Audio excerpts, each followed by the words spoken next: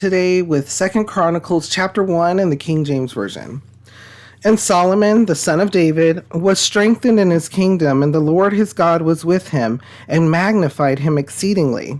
Then Solomon spake unto all Israel, to the captains of thousands and of hundreds, and to the judges, and to every governor in all Israel, the chief of the fathers. So Solomon and all the congregation with him went to the high place that was at Gibeon. For there was the tabernacle of the congregation of God, which Moses the servant of the Lord had made in the wilderness. But the ark of God had David brought up from Kirjath-jearim to the place which David had prepared for it, for he had pitched a tent for it at Jerusalem. Moreover, the brazen altar that Bezaleel, the son of Uri, the son of Hur, had made, he put before the tabernacle of the Lord, and Solomon and the congregation sought unto it.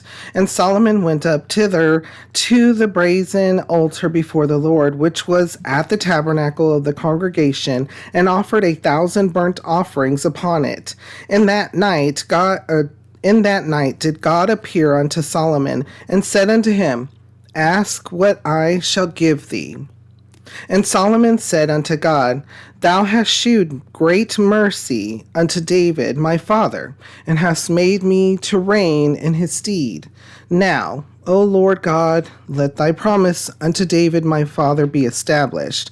For thou hast made me king over a people like the dust of the earth in multitude. Give me now wisdom and knowledge, that I may go out and come in before this people. For who can judge this thy people that is so great? And God said to Solomon, Because this was in thine heart, and thou hast not asked riches, wealth, or honor, nor the life of thine enemies, neither yet hast asked long life, but hast asked wisdom and knowledge for thyself, that thou mayest judge my people over whom I have made thee king. Wisdom and knowledge is granted unto thee, and I will give thee riches and wealth and honor, such as none of the kings have had that have been before thee, neither shall there any after thee have the like.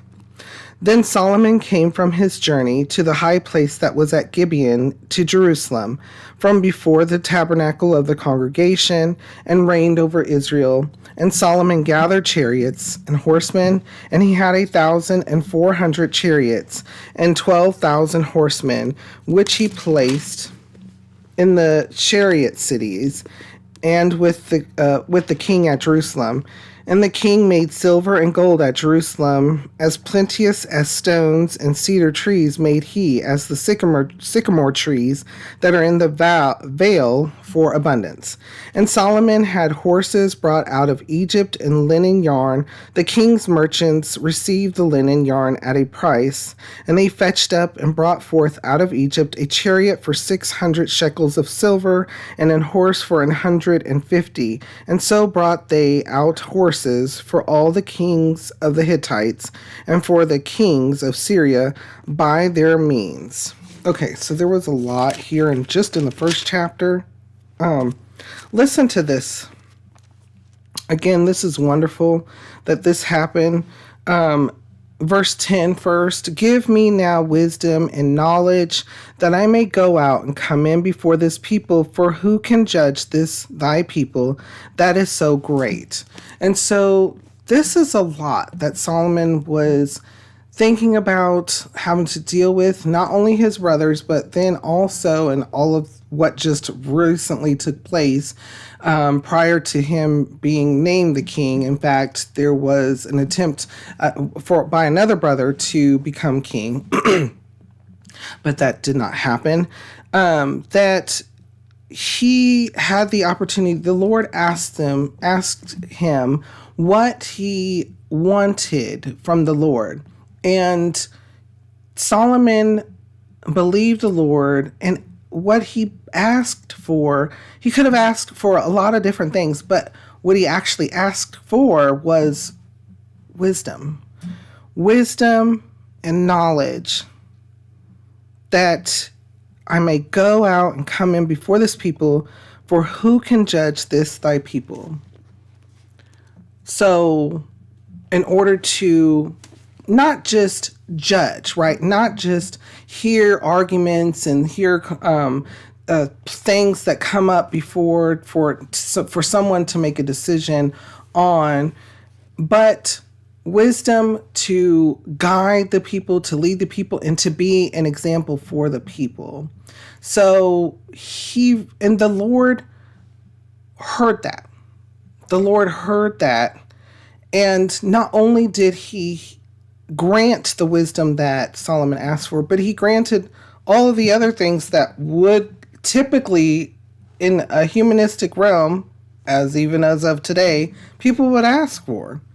If you were able to ask for anything in your life, bringing past to present, if you were able to ask for anything, like right this moment, from God,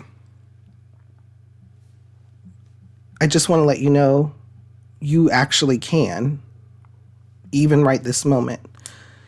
So, since you're able to ask for anything from God at this moment, what would you ask for? Would it be protection? Would it be money? Would it be better health? Would it be a better life of caring? Would it be to know what the future may hold? Think about it. There's a lot here, sermon upon sermon. Before we get to the next point, though, what kind of thoughts or feelings come to your mind when we read over this? How does it make you feel and what does it make you think?